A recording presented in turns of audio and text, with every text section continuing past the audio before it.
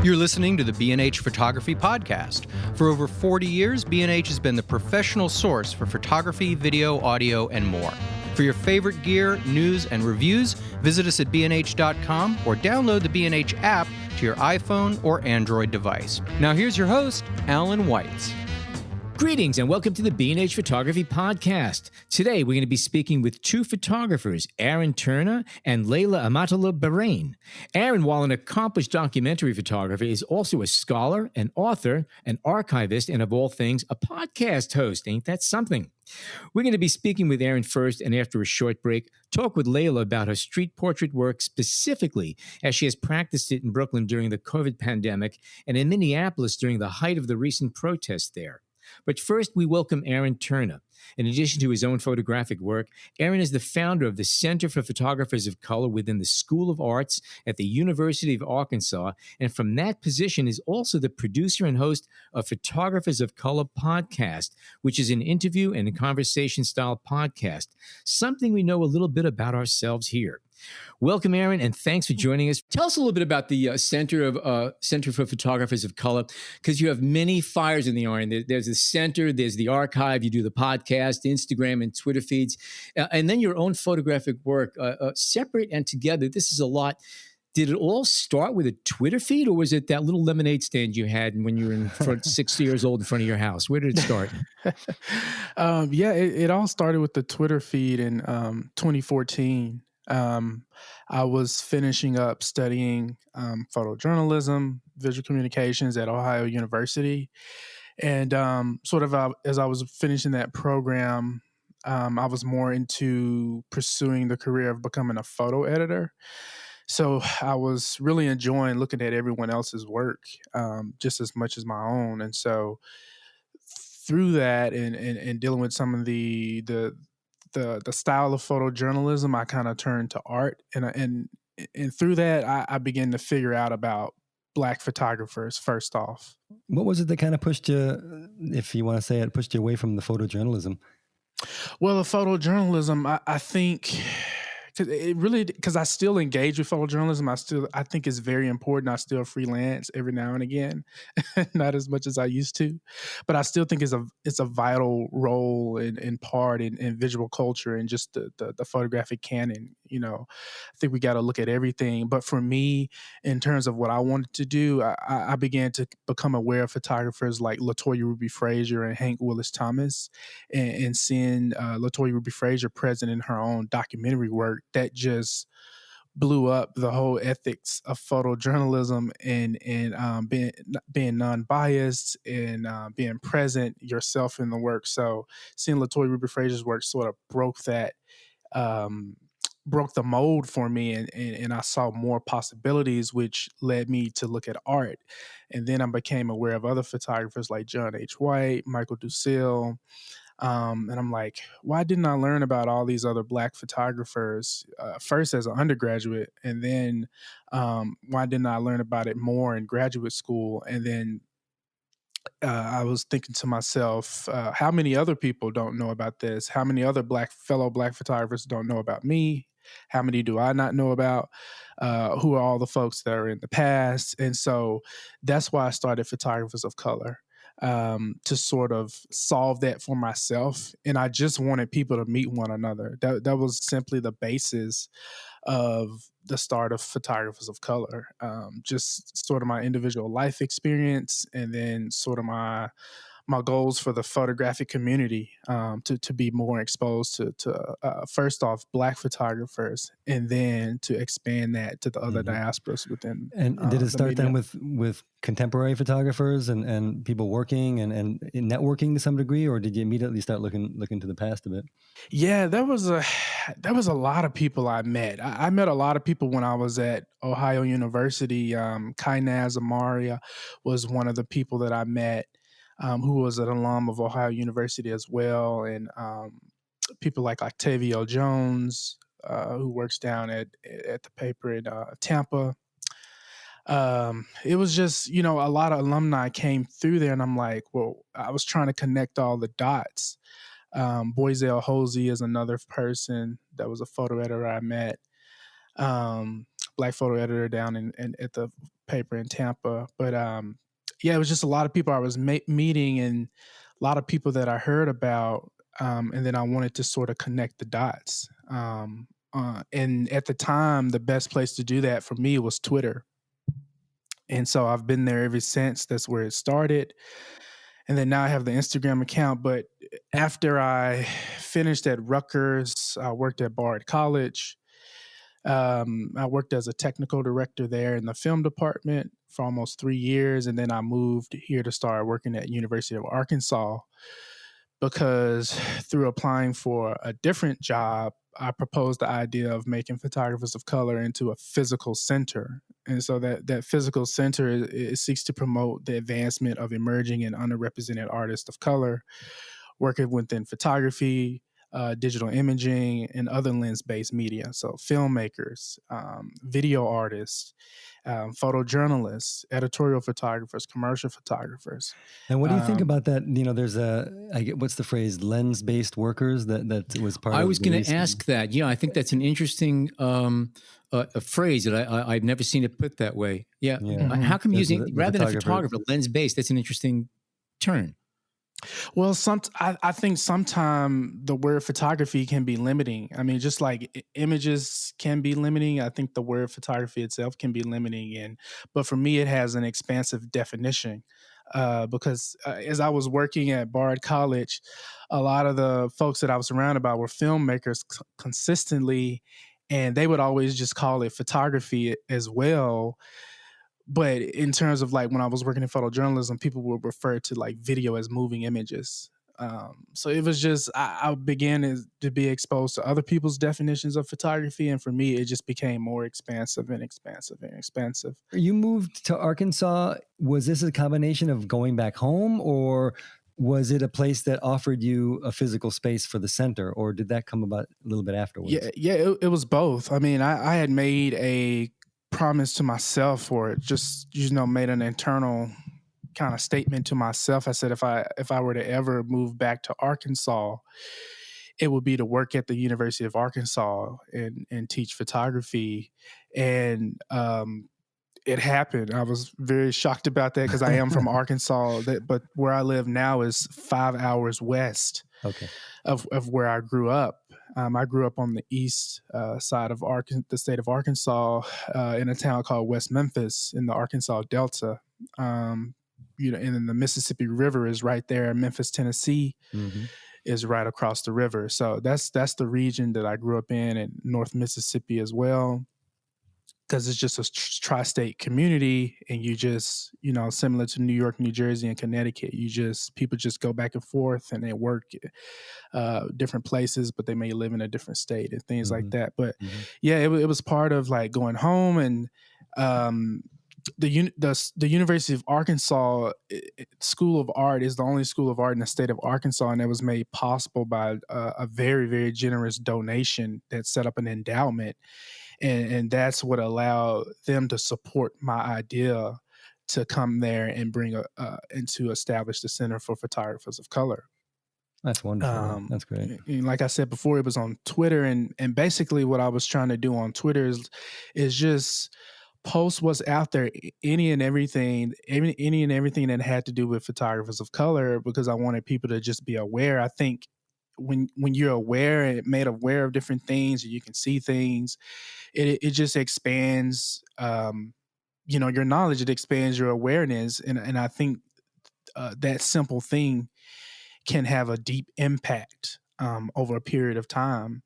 And so that was my goal with Photographers of Color. And now with the Center for Photographers of Color, things that I've been working on is trying to create a scholarly and community access research center, because I am at a Research One institution. So research is the key driver for this project that I'm trying to do here. But the things that I'm working on, that research extends to, discovering photographers not too well known, digging deeper into the work of, let's just call them photographers. I'm curating exhibitions. I am working on setting up a residency program. Right. I have a small library established now, but I'm hoping to just keep adding on and expanding to that. And then I want to create the residency program will invite scholars and artists alike to be in residence here in Arkansas to create original bodies of work. And then from there, start to create an archive of original bodies of work as well. I have a question for you. How do you go about finding these people and finding these artists, and especially going back in time to history? What are some of the what do you do? Where do you start from? Is it a hunch? Is it tips? And how many stunts and somersaults do you have to do before you find what you need? Usually, if it's possible to answer that. It's all of that, and I'll try to give you some specific answers in terms of my own individual research. Like one of my research projects now is looking at Rode Carava, Dawood Bey, and Carrie Mae Weems and how they're all connected. And then how all three of those photographers, through their friendship and mentorship with one another, how they've influenced a whole generations of photographers up until now. And then looking at, if you look at Rode Carava's career, he spent his whole career basically trying to get visibility. And then,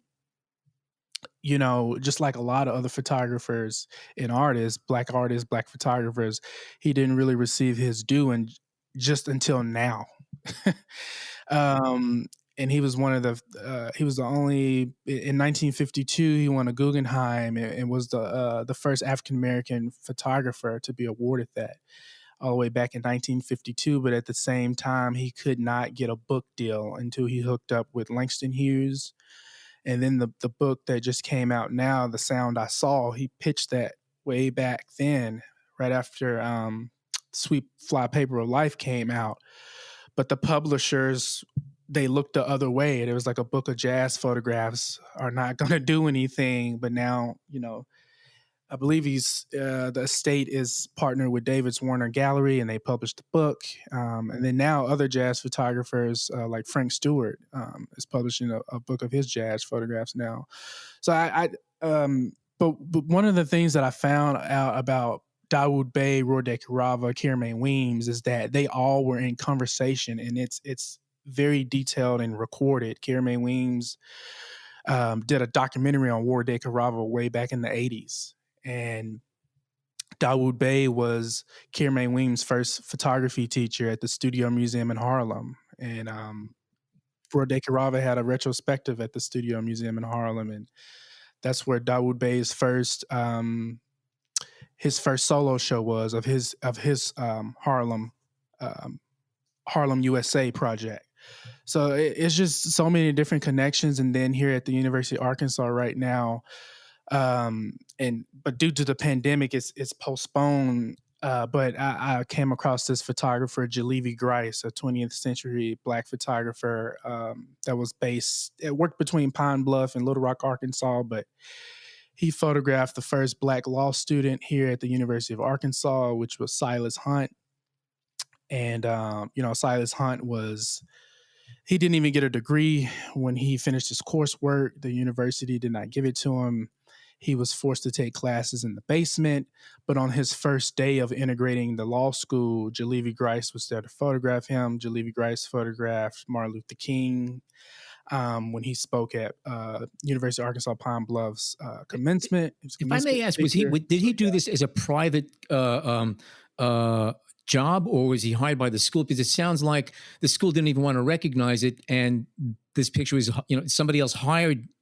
Yes, he was working for a Black journalist publication in the state of Arkansas at that time. And actually, when Jalevi Grice made those photographs, the governor of Arkansas at that time, I can't recall his name, but he got really upset about it because there was physical evidence that documentation, a Black student was integrating the law school at University of Arkansas. So those are like my individual projects that I work on. But I'm just like the Kamonge workshop and the amazing exhibition that the Virginia Museum of Fine Arts has put on. It's so good, and I think it's still available online to view. But I love to see where the connections are between artists and photographers, because that's where all the important history comes from. And when you start to connect all those dots, then I just think this small world of photo, or photo land, as some people like to call it, but even just the small art world, it starts to make more sense. And then I Yeah. think it helps you figure out where you want to be positioned as And an you also artist see, in like you said, relation to all that. that a lot of this is just conversation, and if conversation can Mm-hmm. continue between artists and people, a lot can get done. Yes. Quick question though, do you think that now that you're in Arkansas, and will you focus on like regional photographers to some degree, and those that maybe have worked only in one location for a certain amount Oh of time? yeah, absolutely. And one of my reasons coming back to Arkansas was to continue my work in Arkansas. The only example that I had when I first started photographing in Arkansas was Mike Disfarmer Mm-hmm. and Eugene Richards. That was it. So I thought there were no other Black photographers photographing in Arkansas. But then Right. coming across Jalevi Grice, working in the 20th century, and then also I've come across two other photographers. One of them being Roger Ling Johnson, and I'm blanking on the other name right now. But there's these three Black 20th century photographers working around the same time period. Mm-hmm. So I'm working. That's my current research, and my goal is to do an exhibition of all those photographers' work And does in the the same university space. give you like a time frame? Is there an endowment with an end date on it? Do you have to, or Yeah, there's some current things. Like right now, I'm in a research fellowship position, mm-hmm. and so I have a contract. But now there'll be more conversations moving forward. I plan to stay here pretty much. It's kind of what I'm trying to say. But yeah, there's like, the goal is always to have like a permanent spot. Right. I'm not necessarily nailed down here, but I would like to stay here. And I've already, have started those conversations with them, and, you just got to have talks and work it out and all that kind of stuff. It seems like a good place to be because, if anything, there's less, I don't know, lack of better words, noise in an environment where you are rather than being in a major urban area. Because I think that would, and again, just being out there, there's probably so much to mine out there. Let me jump back real quick. I wanted to get to the podcast a little bit that you've been doing. Can you tell us about when you started that, and was that something that came? The physical center came after the podcast, correct? No, the physical center. Well, they came around the same time, but the podcast it is to go along with that idea of archiving. Like I want to archive conversations, oral history. Exactly. Yeah. I think it's very important to just know and hear what people were thinking and doing at a specific time period. And so that's my goal, to continue to just have conversations with photographer in the moment that I'm presently in, and then also with older photographers who came before myself, to make sure their history is not lost, and then to just keep it going. You're an archivist now. What's the actual process of taking these all of these interviews? Because you have some information here, and you have a living history that you're gathering, which could very easily be lost otherwise.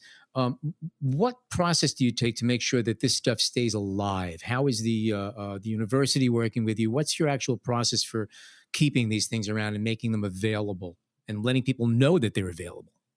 Well, it's just partnering with resources that are available on campus, making sure I have relationships with people in special collections. I spend a lot of time in special collections, scanning negatives, asking questions, working with colleagues and different things like that. So to make sure I'm doing the correct things in terms of preserving things moving forward, because we are in a digital space, and I think about social media a lot. But I think we have to definitely be aware of archiving beyond that.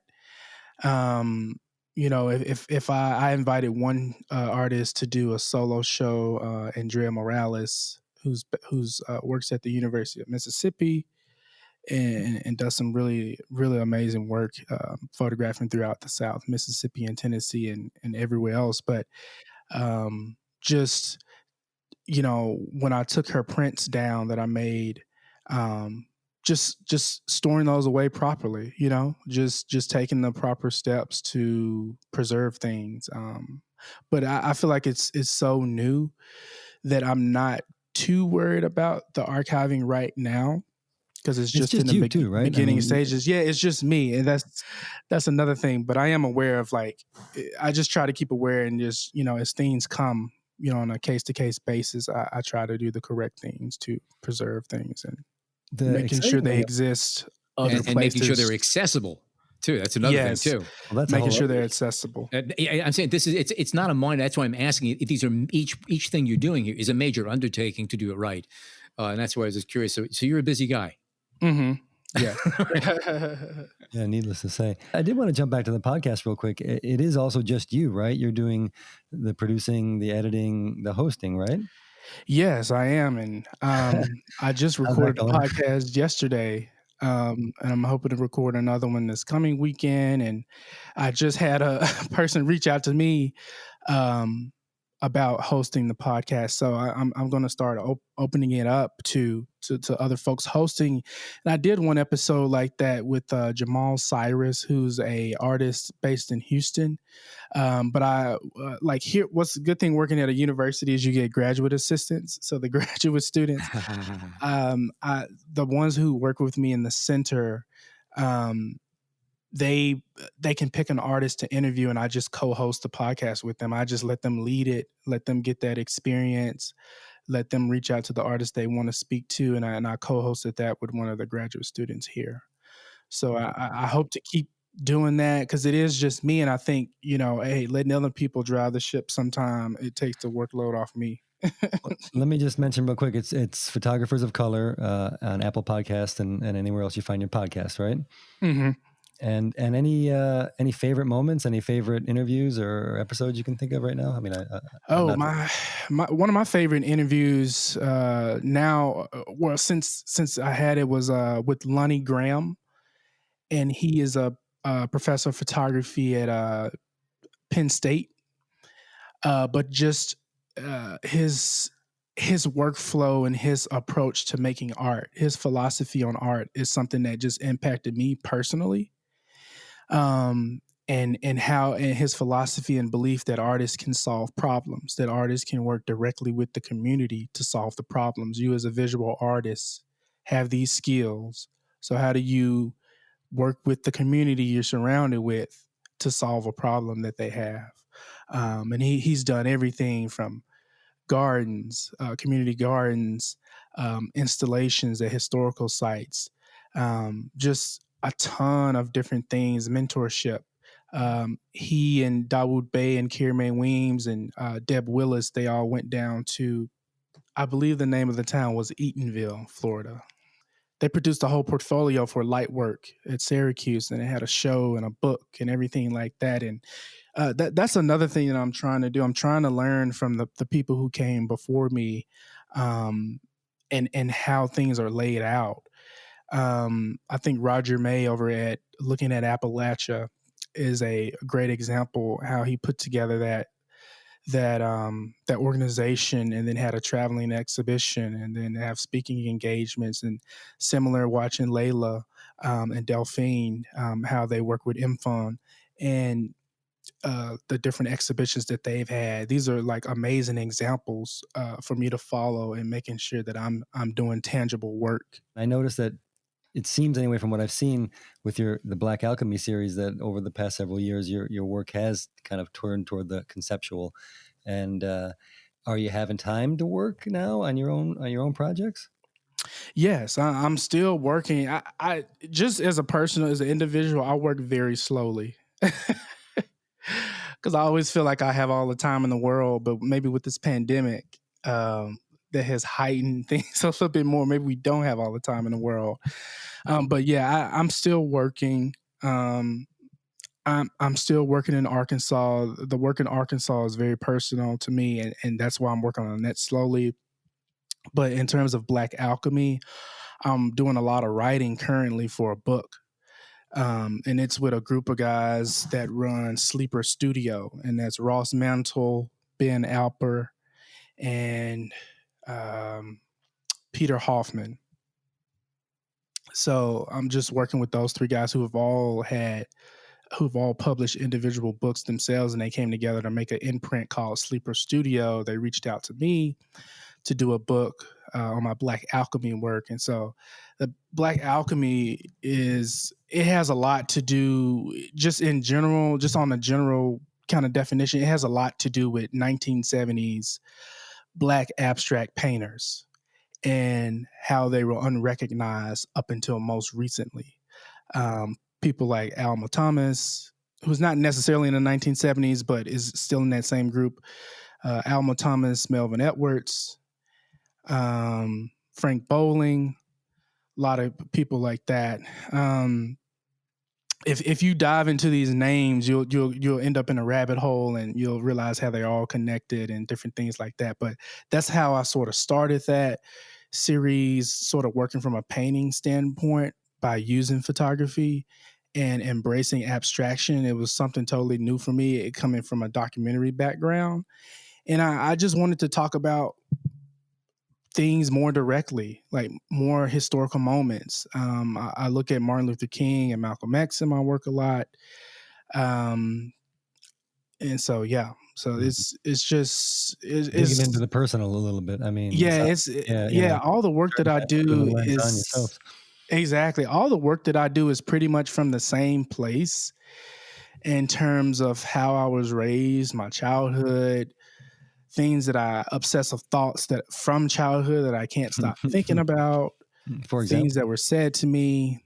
And now, as a 30-year-old male, 30-year-old man, I have this opportunity to just continue to pour out those internal thoughts and questions that I have about past histories. And if you look at Black Alchemy closely, I'm doing a lot of looking at like the civil rights movement, World War II, different things like that, because I believe those historical events have a deep impact on where we are now. And I'm trying to get people to look at those and have conversations about those. And maybe if more of that happened, my hope is that we don't end up in places like how we are now. Because I feel like the past has not been paid as close of attention to as it should have been. Let me ask you a question, if I may, about your personal past, because again, I grew up in Brooklyn. I spent my whole life here in the tri-state area, really, and Arkansas is an alien place to me, and and I don't say that in a slighted way, but again, it's a different reality. You go 50 miles out of New York City, it's a different reality.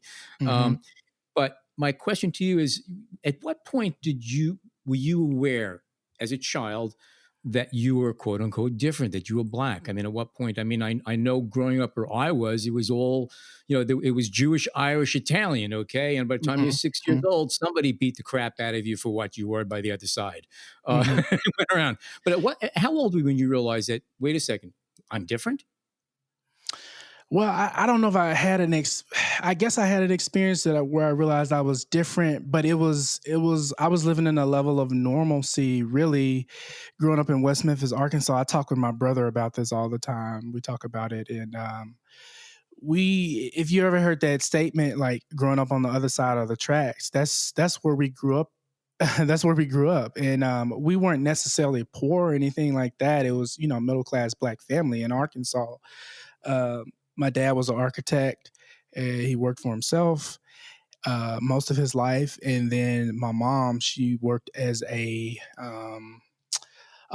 an office manager she worked at an OBGYN's office most of her life for the same person since I was like a little baby, since like 1990. So that was sort of my background. And a lot of the sentiment was, I went to all Black schools growing up all the way up into middle school. And then my family, we moved from Arkansas to Tennessee, but it really wasn't like moving because it was really just across the bridge. But that was my first time that really had a significant number of white classmates, and then it has sort of shrunk since then. Since from 8th grade all the way up into where I work now. I've gotten used to being one of few Black people. Um, and that's sort of the existence, and that doesn't really impact me in a negative way always. It just makes me hyper aware and more focused on the goals that I'm trying to achieve.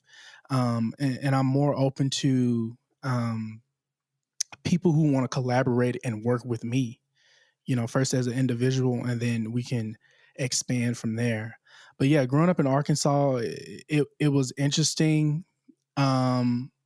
But it was also wholesome. It's where I learned everything. It's where I learned how to, it's why I am who I am right now.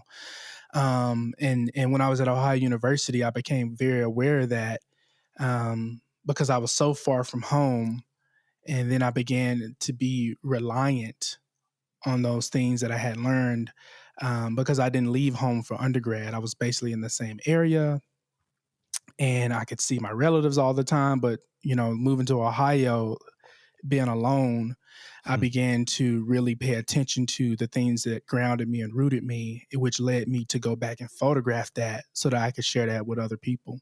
And so that's a little bit about why I do my work in Arkansas. Gotcha. Interesting. That's great. Let me maybe wrap up this half of the show with a quick question about how COVID has affected the center. I mean, I imagine you had an exhibit that of course you wanted people to come to. Were there any talks scheduled, and in general, what are the steps forward for the center? Yeah, here at the University of Arkansas, like the pandemic has affected the center greatly. Not maybe I wouldn't say greatly, but it has impacted it. It did impact my spring plans. As the pandemic broke out, in the same week I had a visiting artist on campus, and we were trying to have an in-person lecture, but then there was back and forth about, could we have it? Social distancing. It was literally, as things were unfolding, it ended up being canceled. I was in the middle of teaching class. I had to let my students go, and I really haven't been back on campus since. And that was the second week in March. Yeah. So I had several events lined up. The Jalevi Grice, the photographer I was talking about earlier, I was getting ready to have a live Q&A, in-person Q&A with Professor Bob Cochran on campus, who wrote a book about Jalevi Grice. And we were kind of revitalizing that research together, because he had done it so many years ago, and I was trying to come at it from a different angle. So that got canceled. The exhibition is postponed. There was another speaker scheduled to come in April that was postponed.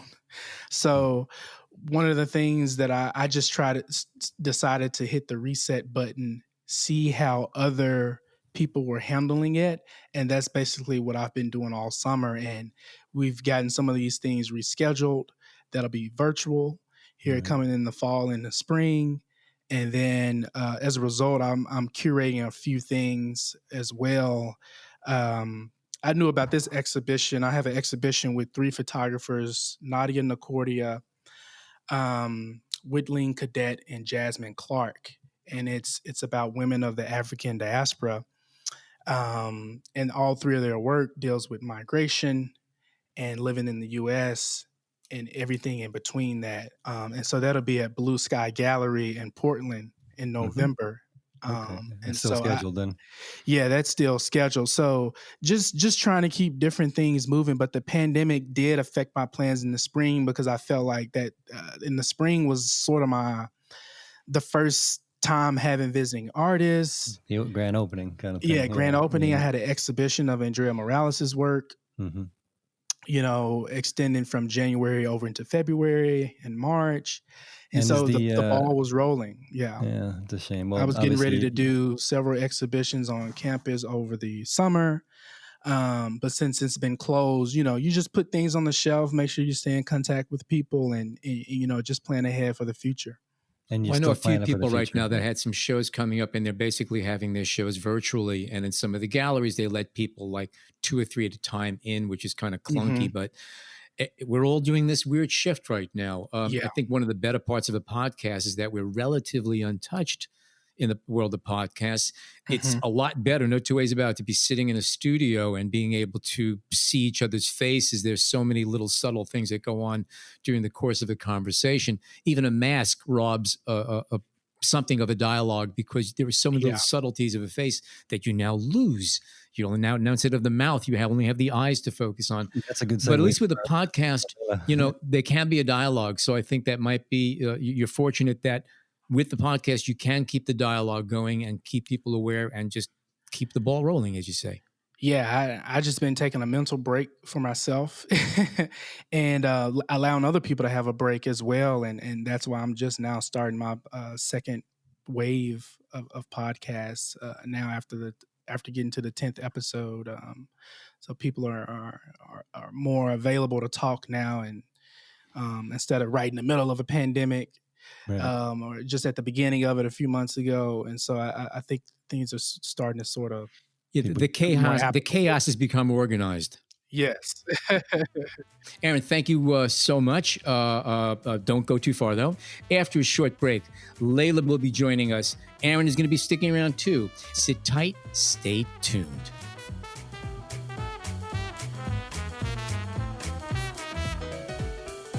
We hope you're enjoying this edition of the B&H Photography Podcast. The best way to support the show is by subscribing on Apple Podcasts, Google Podcasts, Spotify, or wherever you get your podcasts.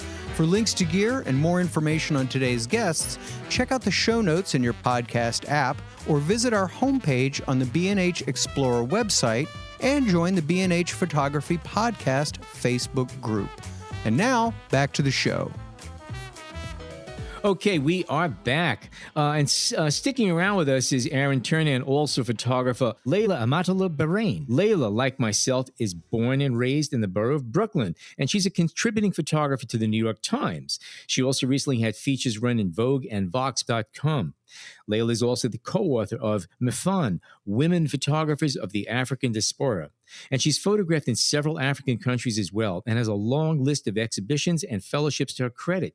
She's also a participant in John and Corey Rice's What is Photography series. Brooklyn was hit particularly hard by the disease, and your series in Vox profiled the work of funeral directors at the height of the pandemic there.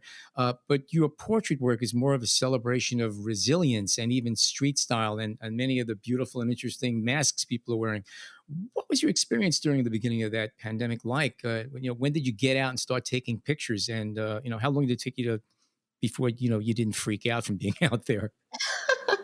It was an interesting time because at the beginning of this year started off really amazing. I rang in the new year in Dubai. I was on a research trip where in the Middle East looking at the African presence in the Gulf states. And then I came back and I had a solo show open at the MOAD in San Francisco. Then, I was at National Geographic at the photo seminar with, the photo community, which was really beautiful. And then I went down to Atlanta to Fiesta Gates' amazing exhibition on archival photographs and a really incredible show. Then I was in Boston. It was in Nellie Mahoney. And then I was in a grad program. So it was the beginning of the spring semester. So I had a very social beginning of the year. And then COVID came and everything just died. I mean, everything just stopped. Things began to shut down slowly. There was a panel discussion, then that shut down and then it got bigger, the MBA, and then, schools went online and everything just stopped. And then it was really scary because the simple task of going to the supermarket became a huge task, A challenge. A challenge. It was a huge challenge. Challenge in many, many ways. You couldn't even get into the supermarket. And then when you got in, you had to wash your food off. When did, that was the whole mind thing happening, like trying to protect yourself from something deadly that you can't see.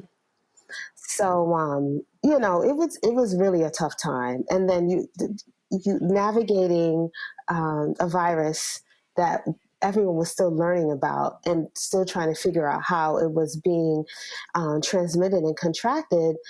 People were afraid. People were figuring things out, but then we had to do that alone in very isolated terms.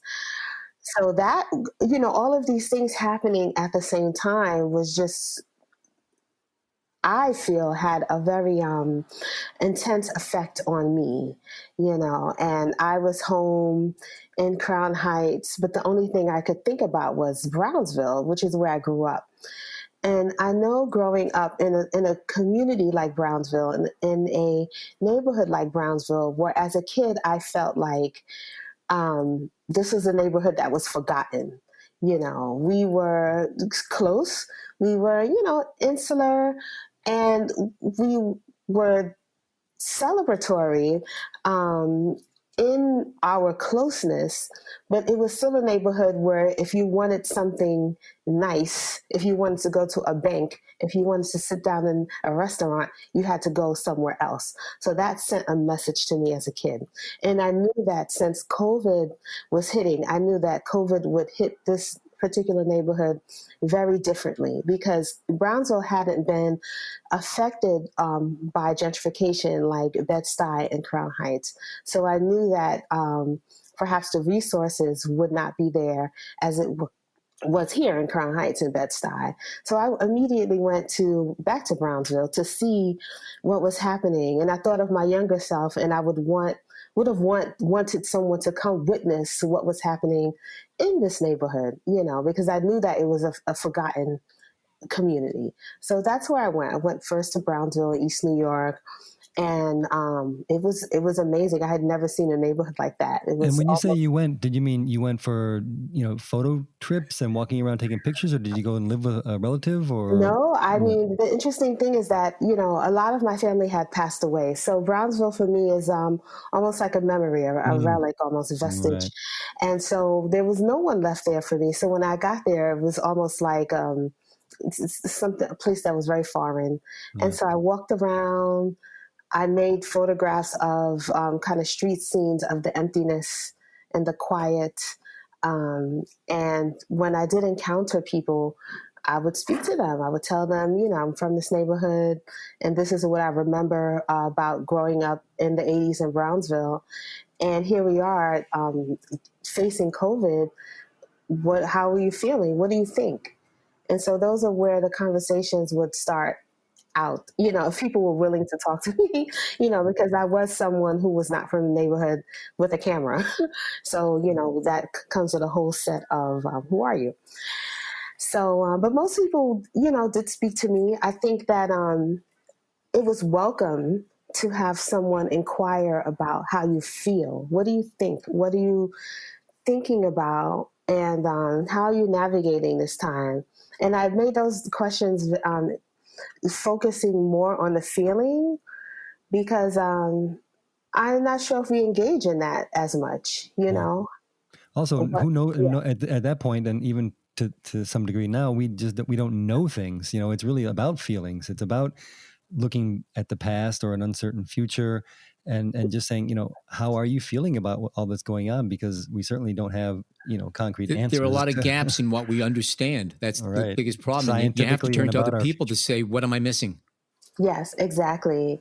And also, there are so many different ways that people have been coping with this time, either through faith, either through different ways of connecting with other folks, either digitally or through phone or social distancing. And so, I was just interested in just the general ways people have been dedicated to self-preservation and surviving this moment.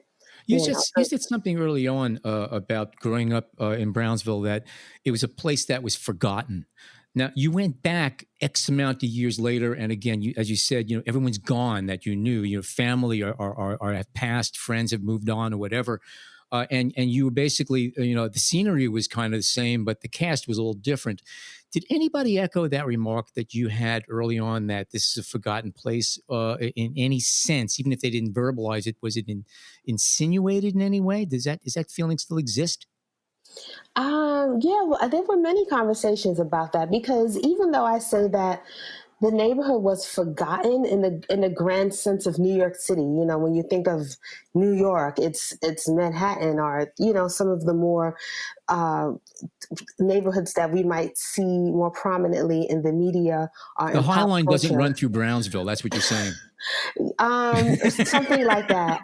But it's on the flip side, what I really loved growing up in Brownsville about growing up in Brownsville, and Aaron kind of spoke about this in his community. Brownsville was a very Black diasporic neighborhood.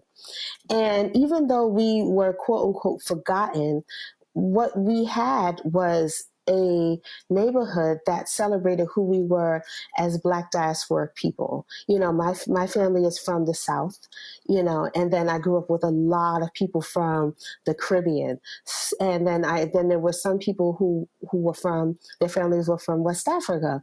So even though I didn't necessarily learn so much about African history and culture in school, I lived it when I grew up in Brownsville, and that it wasn't a big thing like okay overly stated, but it was just who we were in our everyday lived experience and uninterrupted by anything else. So we were able to be Black Southern people and eat Black Southern food and reminisce You were able to live traditions. and live traditions, and that was an incredible thing, and that really gave me a sense of pride in who I was as a Black woman, and gave me the understanding that I am part of a global Black diaspora. So it was those two things where, economically, the neighborhood I grew up in was underserved, was redlined, didn't get the resources, and wasn't on the map, quote unquote, as the other neighborhoods in New York City. But I was also able to grow up as a proud Black woman. Gotcha. So those are the conversations that I did have when I went back there. Yeah. And do you see some of that in the portraits that you created, even at that time, even though it was, a time so much about COVID and I guess still is, but did you want to reflect that, and was it reflected in the faces of the people you were photographing? I think it was, because those are the facts that I was dealing with. That's what I was recording. Was recording a neighborhood that was still kind of isolated, but people who were proud. You have a lot of Black business owners in Brownsville. You have a lot of people who are first, second, third generation immigrants and are able to retain culture and tradition. And so, that's just what the facts were, and that's what I was recording. And Can I ask a question about your portraits? Mm-hmm. And one thing, I do want to ask you about is the lighting, but it's really the eye contact and the strength of the eyes of a lot of your subjects that stood out to me.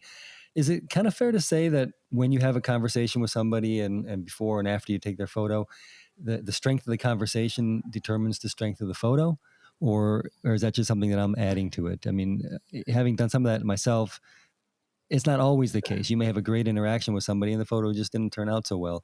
But I'm always curious what makes for a good portrait in those situations. Wow, I think that's a really interesting question too, because it is a case by case basis. Some of the photographs I made, I don't have a lot of time with the people. It's me asking, "Can I take your photograph? What's your name?" And then they don't have the time to engage with me, but there's still a connection there. Right. But then there's also the time where I get to have a long conversation with you. And sometimes I even forget to take the photograph too. That happened recently. Like, oh man, I forgot to take their photograph. Yeah. But is it always, or is it usually you see somebody who is somewhat visually appealing to you and you want to take their picture before you start the conversation? Not always. Me going out to Brownsville, I have to admit, was an extremely selfish project. Not selfish, but it was really personal for me. It was my way of kind of soothing a lot of my anxiety of what was happening. I wanted to document, I needed to share, and I needed to record what was happening in the neighborhood that I felt that was forgotten. So at least my efforts would be there in the record when we go back and speak about this time. That's beautiful. But then also, again, me going back to Brownsville was something of me quelling my fear and anxiety of these uncertain times. Right. And about the lighting on some of those portraits, did you bring anything with you to bounce light, or is this I just wish. you? Yeah. Man, okay. Wow. Yeah. I guess not then. Yeah. Yeah, I just street reflections. Yeah. Yeah, in other circumstances, I have my reflectors and I have my little, lights and all of those things, but it was just me and my camera, me and my I use currently Fujifilm X-T2, and I had a 35 millimeter lens, and that's about it. Real basic setup, yeah. Mm-hmm. I wear a polished aluminum jumpsuit when I go out to shoot street stuff, and it's perfect. You stay with the sun off to your side, and it just lights them up. Perfect. Try it sometime. Okay. Well, the series turned out wonderful, and I saw most of it on Instagram, but I did catch up with some of it that was published. So that's great. Aaron, did you want to jump in with something around this subject before we start talking about Minneapolis? Yeah, absolutely. Laylah, in May, you were commissioned by Vogue to make those portraits of people wearing masks and face coverings, and sort of the angle of that story or piece was looking for the most creative ones. And I just want to say, first off, the range and vibrancy and color are really amazing. And I think it contrasts well with what a typical portrait, which you would expect it to portray, been able to see someone's face. In this situation, we're very dependent on the eyes. So I think you did an amazing job. Thank you. Still drawing us in. But one thing I want to ask you in relation to that, like masks are a big topic right now, in relation to politics, science, aesthetically, visually. It's just so many different conversations going on about them. I'm already thinking about the narrative the images will convey and what role they might possibly play in history down the road. And so I'm also thinking about the protest images in the same way. What is the archival narrative? Like, what would it be down the road? Where will these images end up later? Is this something that you're thinking about as you actively participate in the present recording of these times, or you just kind of going with the flow? Oh man, I love this question. This really speaks to my heart. I have been concerned with the archive for some time now, and my concern is really around the presence or lack thereof of Black photographers, and for the works that have been preserved. And when they're retrieved, besides the photograph, what else do we know about the author of the photograph? The context of when and where the image, and if anything about the sitters of the image. So the interesting thing about the documentation of the protests and the uprisings is the element of social media, right? So photographers, we've been using for platforms like Instagram, Twitter, Facebook, and others to not only record what is happening, but these images that we're publishing is also accompanied by context, personal reflections and nuance. And so the audiences receive so much more with the image. And photographers, now we're able to publish and present and edit on our own terms. So we understand so much more of the why. And so I'm also interested in how these images will be used in the future, like you mentioned. One thing I do know for sure is that it will be very difficult to change the narrative and the fact that in 2020, the uprisings, Black photographers were very vocal about documenting our own struggle. Our struggle to live a life that is free of state-sponsored death and discrimination through law enforcement and other institutions. And that this year, when the ongoing conversation that challenged the media houses to engage with and hire Black photographers, this was that year. And this is on public record. So we've always been advocates for ourselves, and we've always resisted oppressive ideologies and practices. So when I compose and I'm thinking, making my photographs, I'm, of course, thinking about the archive. I'm thinking about the future, and I'm thinking about the context in which it'll be presented in the future. Because when we look at the archives of the past now, and depending on where and how they're presented, that narrative can definitely sway. You know, if we are not cognizant of, and if we're not paying close attention, and if the photographer themselves are not present to be in conversation with their own works. So I'm always interested in that. Yeah. Mm-hmm. And also where the relationship between artist and, in the case of Aaron, archivist come involved. I mean, they need to have this conversation so that these images are not only people are aware of them, but they are preserved. Yeah, and you know, Michel Ralph Trullo, who was a scholar, he talks about archival power and who is in charge of assembling the archive and what is left out and what are the silences there too. So those are things that definitely pay attention to, and I'm very much concerned about that. You know, I think of W.E.B. Du Bois and his exhibition that he did at the 1900 Paris Fair, and his love and dedication and determination in presenting this narrative of Black people in Atlanta at that time, and being very deciding to use Black photographers in doing that. You know, Thomas Askew was one of those photographers, and just understanding the power of the image, and in the power of the record and the archive. And so that's something that I'm thinking about. And in creating the book that we did in Fun, that was a huge part of that. Here is the record of Black women photographers creating work, presenting their own selves and their narratives, and exploring the world and presenting their perspectives. And here is the proof of that. And you can go look and see. You know, it is in the archive. It is part of the conversation, the overall conversation of the photographic history. And that's, for me, publishing is really important.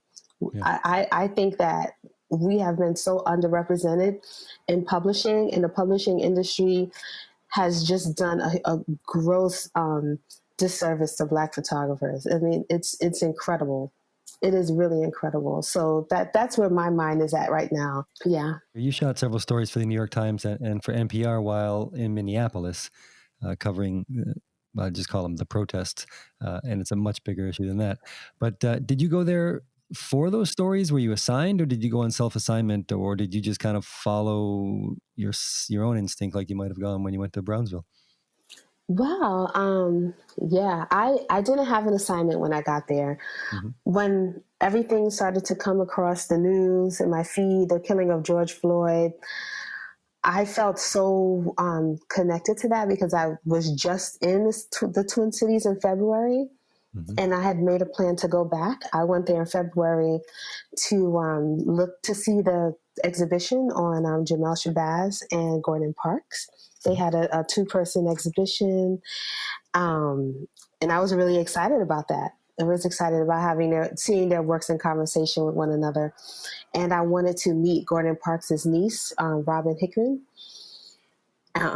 which I did, and connect with her and talk about her efforts to preserve Uncle Gordon's legacy in St. Paul.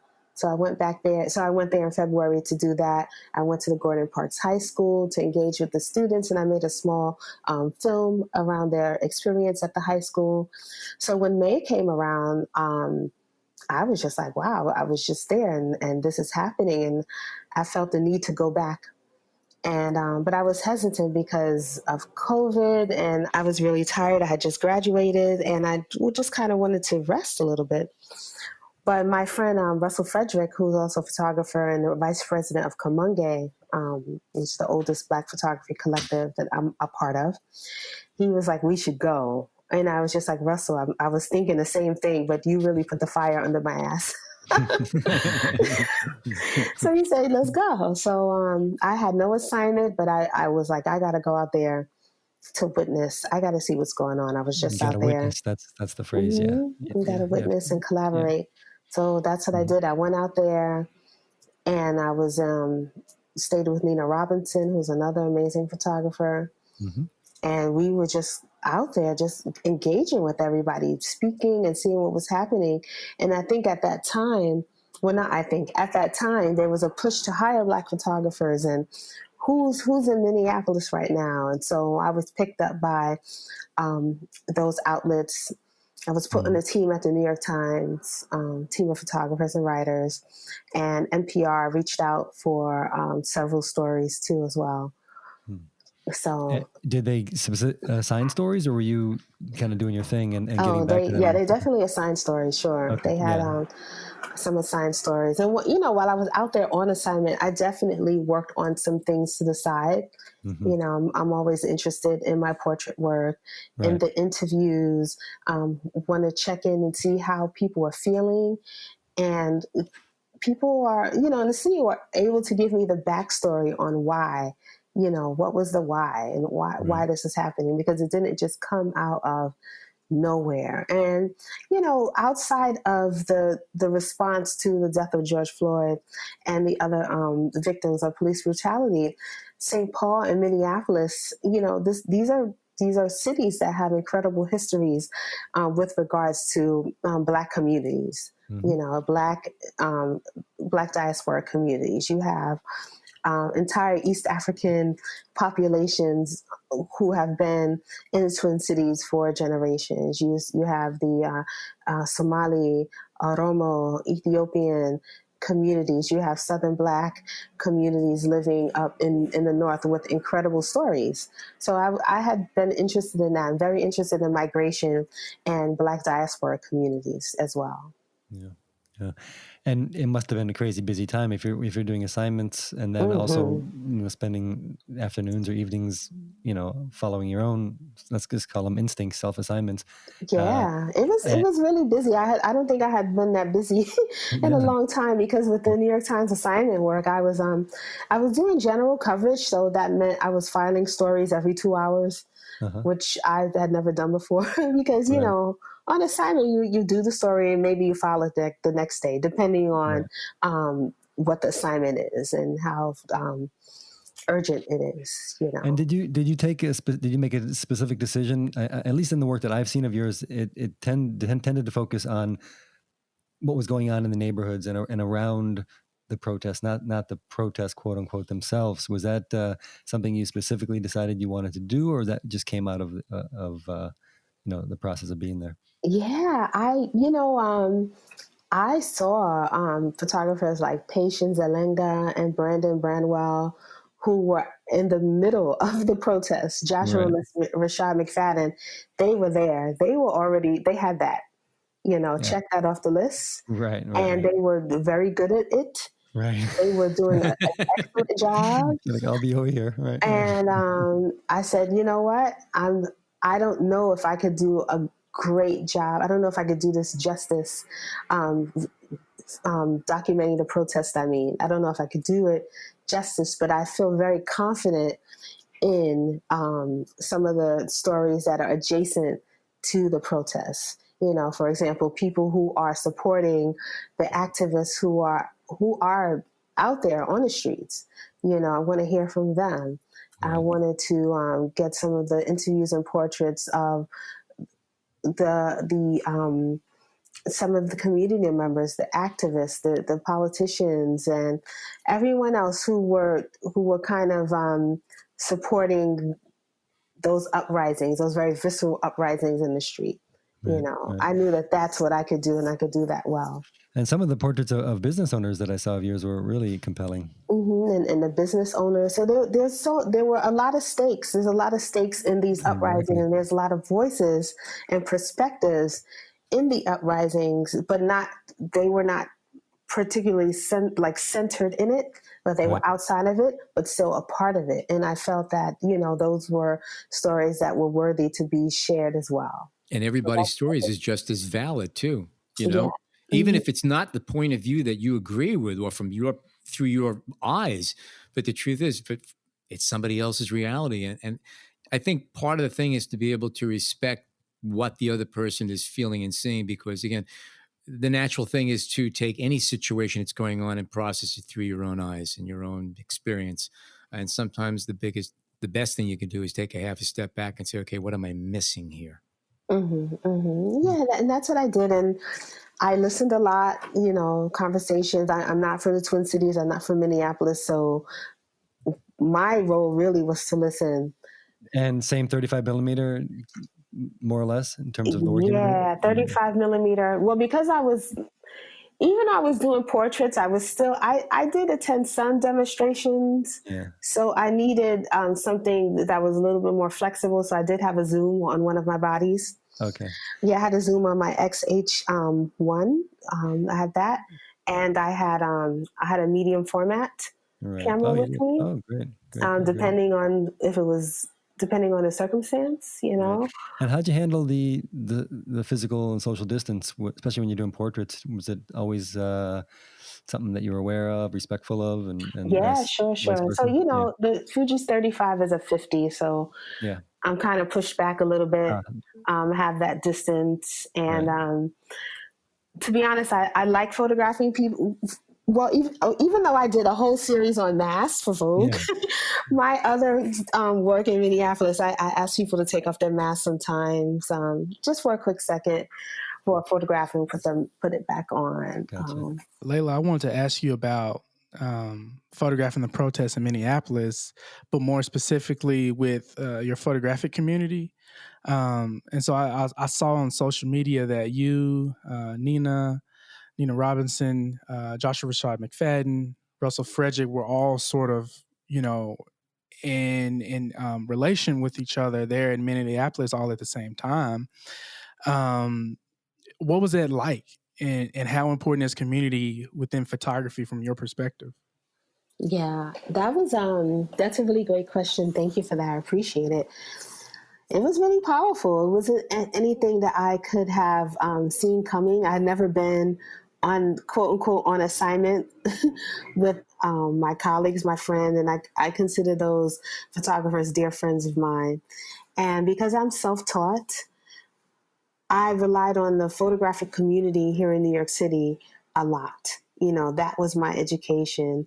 And they have been photographers like Jamel Shabazz and Deborah Willis and Juice Allen and Mark Baptiste. I mean, I can just go on and on. I've just been so lucky. And, my best friend, Delphine Tawundu, I have been so fortunate to have these photographers just literally in my community and accessible to me. And so that kind of is how I felt when I was in Minneapolis, having that support of photographers that I can trust, that know my work, that know me, that understand me, and that I can also support as well. It was really crucial. I'm not sure if I would have been able to do the caliber of work without having those photographers, Joshua and Nina and Russell, with me in my immediate surroundings to support me when I came back from being in the field. So that was something that was really incredible. And I think community is extremely important. For me, that's part of the practice. As a photographer, to be in community, to be in conversation, to engage in each other's work. We together we push forward the dialogue we're having visually in the works that we're producing. Okay, a wrap up of another podcast. Laylah, thank you so much for joining us. If people want to see your work, where can they go to? Thank you for having me. So I'm on Instagram at LAYLAHB, Laylah B, and my website is laylahbarrayn.com, and that's where you can find me. And it's great work. It's definitely worth the time to take. And Mafan, Women Photographers of the African Diaspora, I saw that that's sold out. Is that something I didn't even get a will... chance to talk about.